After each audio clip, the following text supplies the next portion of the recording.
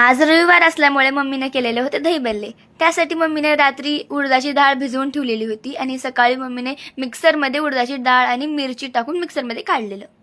मिक्सरमध्ये काढल्यावर मम्मीने त्यामध्ये हळद आणि चवीपुरतं मीठ टाकलं. चवीपुरतं मीठ टाकल्यानंतर छान मिक्स करून घेतलं आणि गॅसवर कढई ठेवली. कढईमध्ये तेल टाकलं. तेल गरम झाल्यानंतर त्यामध्ये वडे सोडले. वडे सोडल्यानंतर ते वडे छान क्रिस्पी आणि तळले गेल्यावर मम्मीने बाजूला काढले ते वडे. ते वडे खूप छान झालेले होते. किती छान आणि छानसा कलर आलेला आहे त्याला, गोल्डन कलर. एवढे पळत होते पण खावं असं तरच वाटत होतं.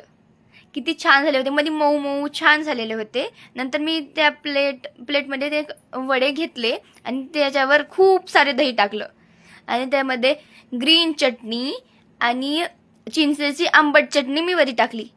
मग त्यावर मी तिखट टाकलं आणि मी खाल्लं. तुम्ही कधी खाताय करून? मी खाल्लंय.